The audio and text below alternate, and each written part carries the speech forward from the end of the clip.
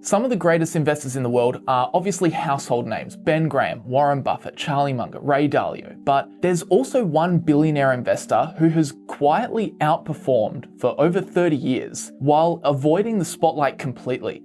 He runs a $23 billion hedge fund, is idolized by professional investors, and even Warren Buffett himself has said he reads this man's work with great interest. And yet, almost nobody knows his name. He's written one of the most important investing books of all time, with a signed first edition copy selling at $9,500. He rarely gives interviews, he avoids Wall Street media, yet he's built a track record most investors could only dream of. His name is Seth Klarman. So in this video, we're going to explore who is Seth Klarman and how did he become one of the most respected and yet least talked about investors in the world. You are somebody who shies away from publicity. I've been trying to get you to come on the show for years. So has Andrew. When I asked Warren Buffett at one point, people who could beat the market, you're one of the names that he listed. When we started, we were a couple of people and $27 million. Today, we're almost, like $25, $26 billion. But when you find out about it, it's like being let in on this little secret. The idea of value investing is that stocks become mispriced. So you have to have a mechanism, a rubric for figuring out the value of different kinds of assets, different kinds of businesses. For me, it's natural, but for a lot of people, it's fighting human nature. Seth Klarman was born on May 21st, 1957 in New York City to a Jewish family, and it didn't take long for his parents to realize that Seth was wired a little differently from the other kids. Even as young as 4, his entrepreneurial instincts were already showing, hinting at the discipline, curiosity, and drive that would eventually shape one of the most respected investors of our time. When I was maybe 3 or 4 years old, I redecorated my room and set it up like it was a retail store and put price tags on all my stuff. I was business oriented as a kid. At age 6, Klarman's family moved to Baltimore, but the entrepreneurial spirit didn't skip a beat. He kept busy with paper routes, mowing lawns, and shoveling snow in the winter. He bought and sold coins from his personal collection and even set up a snow cone stand in his family's driveway. Wherever he went, Klarman found a way to turn hustle into opportunity. I actually made the ice out of my mother's fridge, and she was not happy because the entire freezer was storing ice cubes. I was involved in a variety of small-scale business ventures. And just like Warren Buffett before him, Seth Klarman was drawn to the stock market from a very young age. At just 10 years old, he used his birthday money to buy a single share of Johnson & Johnson, with a little help from his dad. That first taste of ownership sparked a lifelong fascination. Eager to buy more, Klarman's mother eventually introduced him to a stockbroker who helped him purchase shares throughout his childhood. While most kids were collecting baseball cards, Klarman was building a portfolio. I did a 5th grade oral presentation to my class on how to buy stocks. I remember that was somewhat different than what the other kids were presenting on. This interest in investing continued through his early adult years as well. Klarman attended Cornell University in New York and was interested in majoring in mathematics, but instead chose to pursue economics. In the summer of his junior year, he interned at the Mutual Shares Fund and he was introduced to Max Hine and Michael Price. And it was at this moment Klarman was introduced to the concepts of value investing, a set of principles that would go on to change his life forever. The idea of value investing is that stocks become mispriced, and they become mispriced essentially because of human nature. Human beings, with their emotions, with their greed and fear, will make errors in judgment. I didn't know about value investing until I worked at Mutual Shares, and then I became quite absorbed and pretty quickly addicted to it. After graduating college and spending a brief stint at Mutual Shares, Klarman enrolled at Harvard Business School, where he studied alongside future business heavyweights like Jeffrey Immelt, Steve Burke, Stephen Mandel, and even Jamie Dimon. But it was after graduating in 1982 at just 25 years old that Klarman received a career-defining opportunity. One of his professors invited him to help launch a new investment firm, the Baupost Group. At the time, it was a leap of faith from both sides. Klarman was young and untested, and his professor was handing him $27 million to manage. And from Seth's perspective, the job came with an underwhelming $35,000 salary, hardly competitive with other offers he could have gotten. But in hindsight, it was one of the best decisions either of them ever made. Guided by Warren Buffett's principles and a deep commitment to value investing, Klarman began putting his philosophy to work. And it did not take long for the results to show. In fact, over the next 26 years, Baupost would deliver an extraordinary 20% compound annual return, turning 27 million into billions. The firm grew from a small team of 3 to over 100 employees, with assets under management today exceeding $23 billion, most of it built through sweet compounding. Baupost's success wasn't built on a flash or on fads. It came from doing what very few investors have the patience or discipline to do: sitting on cash when nothing looks attractive, buying distressed companies and distressed debt when everyone else is panicking, and sticking to one simple yet powerful principle: the best investors are not risk takers, they're risk avoiders. Klarman wasn't just building a fund, he was building a philosophy, and for decades, it worked. Klarman's approach is cautious, contrarian, and razor sharp. He avoids hype, he waits patiently, and strikes only when the odds are stacked in his favor.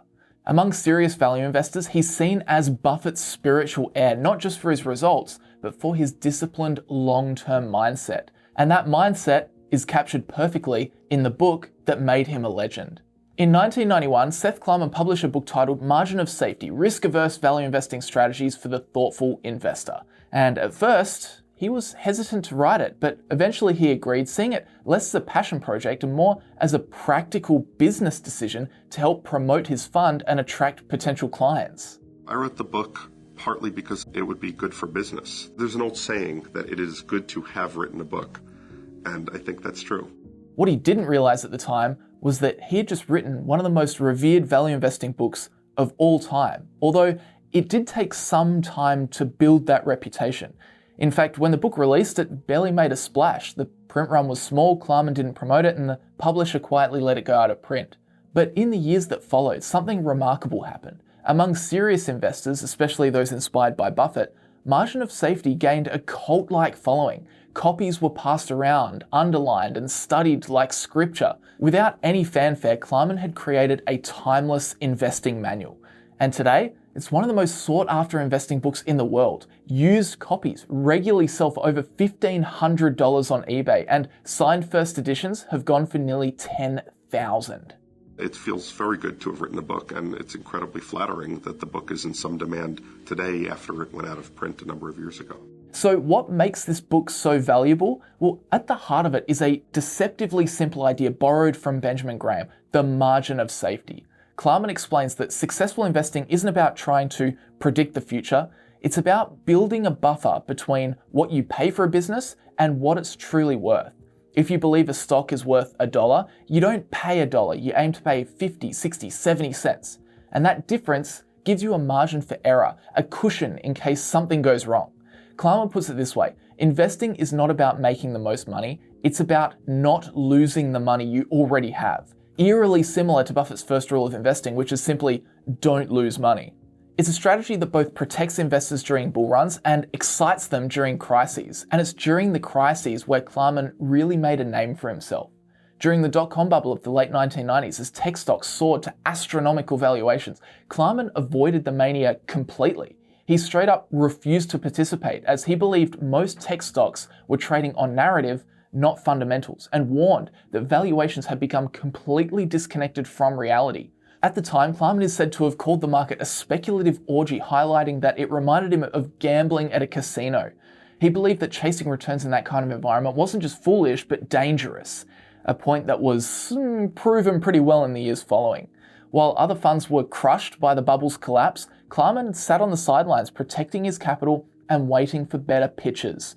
When the bubble burst in 2000, the Nasdaq fell nearly 80%, yet Baupost took no damage and had cash ready to deploy into the wreckage, buying legacy media businesses, telecom debt, and other unloved sectors that had been swept up in the market-wide sell-off. Later came the 2008 global financial crisis, a defining moment for any investor, and while others were forced to sell or deleverage, Klarman saw the collapse as a generational buying opportunity. Baupost began buying heavily discounted distressed debt, including positions in bankrupt Lehman Brothers, CIT Group, and other crisis-hit companies. Klarman understood that even if these businesses didn't survive, the securities were trading at such low prices that Baupost could still earn a solid return as the company's assets were liquidated. Now, not every investment paid off, but most did, and they were made with a significant margin of safety. In the 2008 crash, Klarman lost just 7 to 13% versus 38% for the S&P 500, and as markets recovered in the years after, Baupost discipline was rewarded. In 2009, the fund posted a return of approximately 27%. But the success didn't stop there. During the COVID crash in March 2020, Klarman similarly stuck to his playbook. While panic swept through the markets, Baupost quietly deployed over $1.5 billion into dislocated credit markets, buying bonds and loans that had been indiscriminately sold off. Thanks to holding over 30% of the fund in cash before the crisis, Klarman was ready to act when others couldn't. He took new positions in companies like Alphabet and Meta and added to existing holdings such as HP and eBay, all trading below their intrinsic value. He didn't try to time the market bottom, he just followed the value. And while others chased the headlines, he stayed disciplined, keeping his focus on what really mattered, buying great assets at great prices. Even coming out of the COVID crash, as speculative bubbles formed again in 2021, with meme stocks, SPACs, and cryptomania dominating the headlines, Klarman issued blunt warnings to investors. In a rare interview 2 years ago, he spoke out about his concerns and urged caution for investors. We've been in an everything bubble, I think. You've had speculation in all kinds of things, from crypto to meme stocks to SPACs. And in that post-COVID speculative frenzy, instead of joining it, Baupost remained heavily in cash, waiting patiently as much of the froth eventually collapsed across 2022. Klarman's strength isn't just in how he values businesses, it's how he handles uncertainty. While others try and forecast the next big crash, he just quietly prepares for anything. He holds cash, he waits with discipline, and when fear takes over, then he acts. But with that said, Klarman's career is not without controversy. While he's widely praised for his rational, risk-averse, long-term investing mindset, Baupost's performance in recent years has drawn some criticism. After decades of outperforming the market, his fund's returns have notably slowed down, particularly in the post-2010 era of ultra-low interest rates and central bank intervention. Some investors argue that Baupost has become too cautious, sitting on large cash positions for extended periods, while the broader market, which is fueled by stimulus and speculation, surged higher, leaving Baupost behind. At times, Baupost had held 20-30% of his portfolio in cash, waiting for better opportunities. And in a market that over the last 10 years has really rewarded risk-taking, that discipline hasn't always looked attractive on paper. Critics also point to the lack of transparency. Baupost doesn't publish returns publicly, and detailed performance data is hard to come by. For newer investors, it can be hard to separate cautious discipline from underperformance. And in a world where short-term results dominate attention, patience, as we've seen, isn't always applauded. But then again, others argue that this is precisely what makes Klarman different. He's not chasing quarterly wins. He's not feeling pressure to outperform every year. He's building a portfolio designed to survive and thrive over decades, which it most certainly has. And in his own words, the avoidance of loss is the surest way to ensure a profitable outcome. So whether you see Baupost's more recent caution as a weakness or a strength often depends on your time horizon. But one thing is clear, Klarman has never wavered from his core philosophy. He'd rather miss a rally than risk a permanent loss. But what do you think? Is Seth Klarman one of the super investors that you personally follow? Let me know down in the comments. And one last thing, signups are now open for the 3-day live in-person investing workshop I'm hosting with Phil Town in Atlanta in September. I've had a few people ask whether it'll be live streamed. The unfortunate answer is no. The venue and the event organizers are just not set up for that, unfortunately, but we will be there live. People travel from literally all over the world to attend Phil's workshop, so if you can make the journey, please do. The ticket is free once you get there, so there is very limited downside, so please register via the links in the description and pinned comment. But with that said, thanks for watching. Please like the video if you did enjoy it, and I'll see you guys in the next one.